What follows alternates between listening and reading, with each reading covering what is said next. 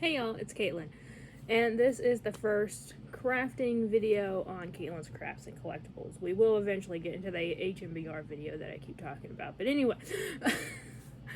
So yeah, this was my first one. I've had this for a while. I've wanted to do this for a while, but I finally got the motivation to do it. So anyway, I'm gonna go ahead and let you guys watch the video. Just know, I'm trying a different format, kinda. What I do, I voice over the actual process of making it, right? In most of my videos. Sometimes I try to lay over music, but people didn't like that as well, and I understand why. It's a bit more boring. So what I did, I kind of wrote a script, bulleted notes, and I did the voiceover first. And at the time of putting this together, I still haven't even put all the footage together, so hopefully it all comes out good. But anyway, if the footage doesn't quite match up with what I'm saying, that's why. I'm gonna try and get the hang of it, but hopefully you guys can enjoy. But anyway, proceed to the video. I go ahead and test to see if I can remove the head without needing to heat it up in some near boiling water. You don't need boiling, you just need steaming water most of the time. Sometimes you need boiling depending on how stubborn it is. But this one I just yanked off. So yay. Now next is the 100% acetone. The acetone is used to get rid of all of the uh, factory paint. It's basically just nail polish remover. You can get it at any store, Walmart, CVS, anywhere you can get it. A lot of it for cheap. You do want the 100% acetone just to make sure it works the best. If you get something that's a certain percentage, you can still do it. It does get a little messy. I have tried using gloves in the past, but usually the acetone eats through the gloves really quickly, and you don't really notice it till it's already stained your fingers. But yeah, if the color gets onto your skin from this, you will have to get the acetone to remove it. So, there you go. And then it's a good idea to go ahead and rinse the pop off afterwards to get the remaining chemical off. And now it's priming, and I don't have any gesso. Gesso is better for priming than just white paint. But guess what? I'm using just white paint. So, that's that. And honestly, I should have done the epoxy first. Epoxy does better if you do it on like the actual vinyl rather than paint, but you know what, it's fine. So epoxy is a two-part clay thing. I don't know, chemical, whatever, I don't know. But you mix equal parts A and B together, and you have several hours of it being workable. I think about 6. And then after 12 or so hours, it is solid as a rock. It's not going anywhere. You can sand it down if you have sandpaper or a Dremel tool, but it's no longer moldable at all. But plenty of time to work with, so I go ahead and make the little Hades brooch with my X-Acto knife, and also you can use water to kind of smooth out the surface a little bit with this. Now, it did take some time. I had to do the brooch about 2 or 3 times before I finally got the size that I liked right. And then I had to decide where to put it. When I do a Tokidoki custom, the little unicornos, I usually try to put it near the head, like right by the ear, because that's where Tokidoki puts all of their little charms and stuff on their figures. But it makes it look a little bit too cutesy for the god of the underworld. So I went ahead and just put it where it would normally go. So there you go. And also I made a mistake.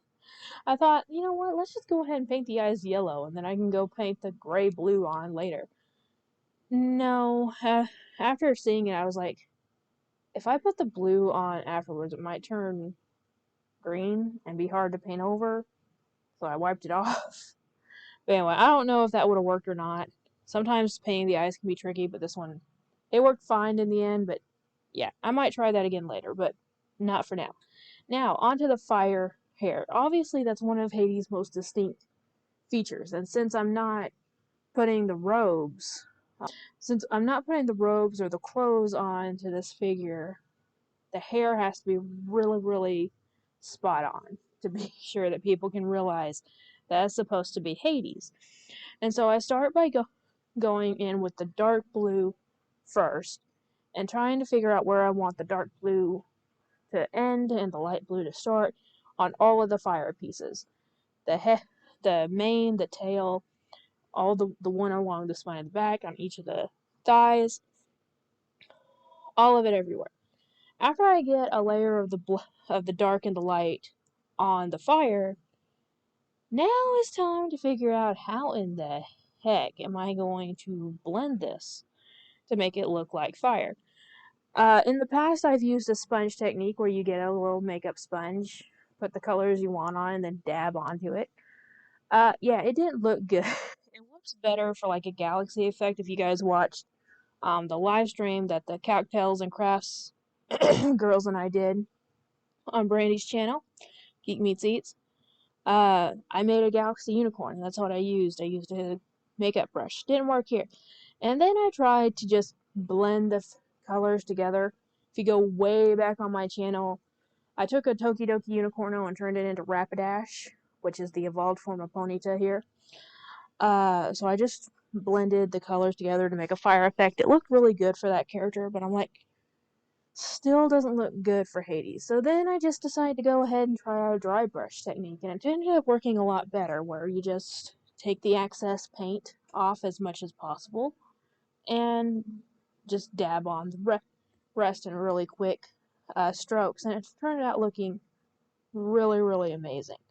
So, I mean, did it look perfect? No. Perfect would have been with an airbrush, but it looks really, really good. Next is skin, mixing the blue and the gray together to get the right skin tone. You know, you go on to Hades.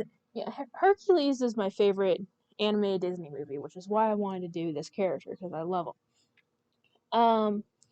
But if you look on the internet, just pictures of Hades, and even in the movie, it's kind of hard to gauge exactly what shade his skin is supposed to be. So, I don't know. I didn't want to make it as blue as the Funko Pop did, but I don't want to make it like super gray either. So, hopefully I got it right. And also, I forgot the water. So, I use water in my paint to make it more smooth, to hide most of the paint strokes. Most of the time it works really well. Every now and then you'll get somewhere where it just don't. And because I forgot to add the water, it looks a little rough in the end. If you don't remember that for the first coat, you may as well not even really bother with the next coats. I tried to put some in to help it, but yeah, it's a little paint strokey in the end. I'm sorry, okay? I'm sorry. Next. And now for the fun part. This is the part I was looking forward to, because I love getting out my chalk pastels. Chalk pastels are a chalk that has a much more vibrant pigment that stays on there, unlike your regular like sidewalk chalk.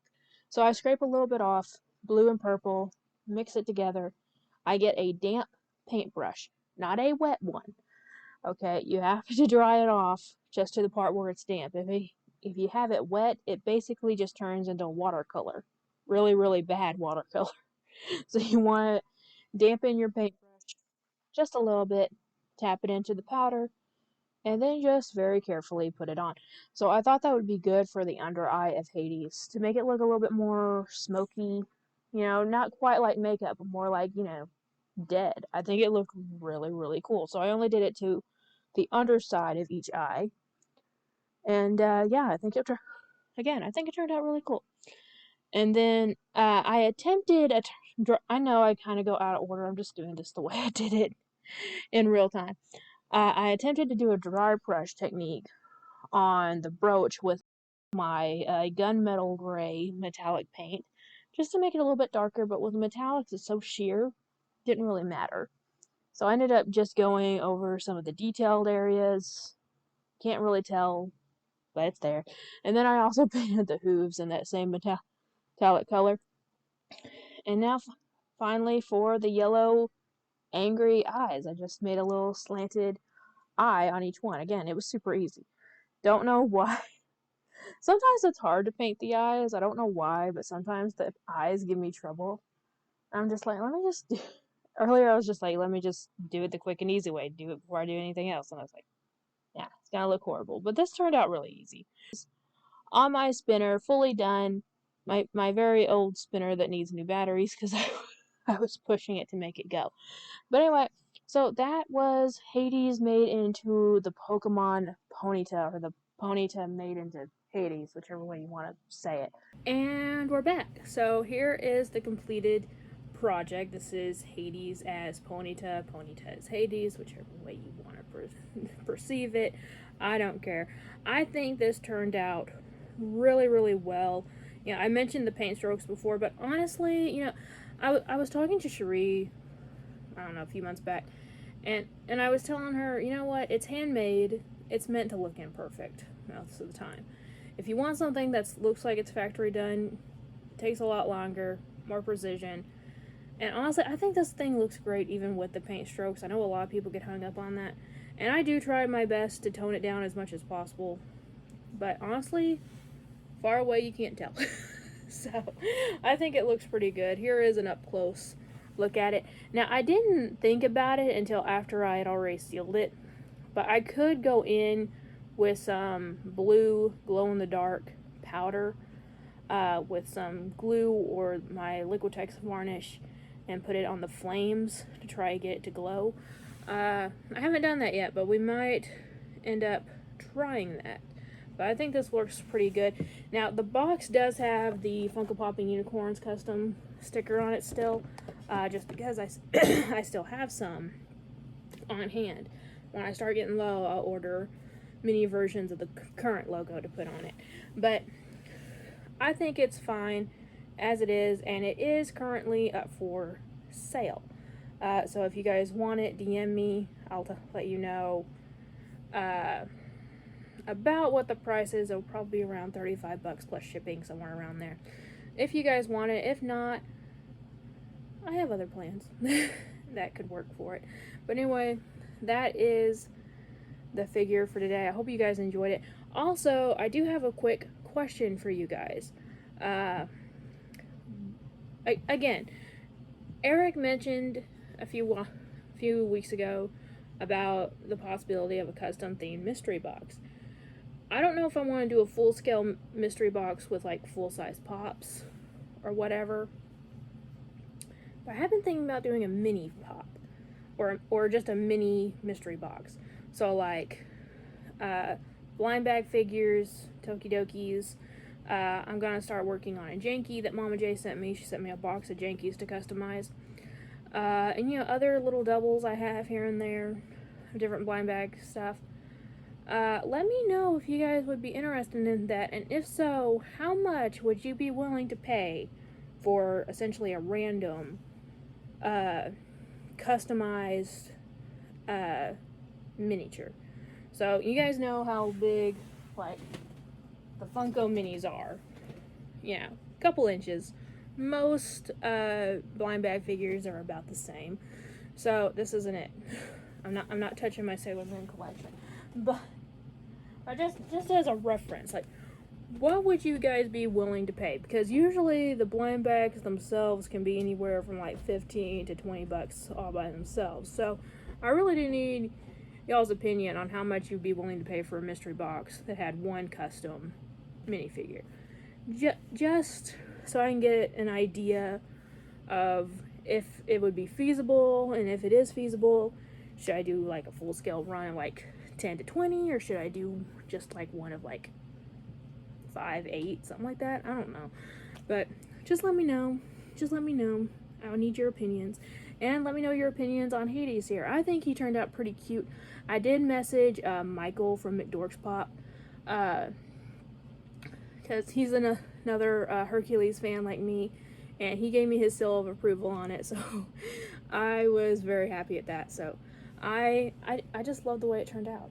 So hopefully you guys do too. Let me know in the comment section below. And yeah, guys, thank you all for watching this video. And remember, like always, it's a community, not a competition. I'll see y'all later. Bye.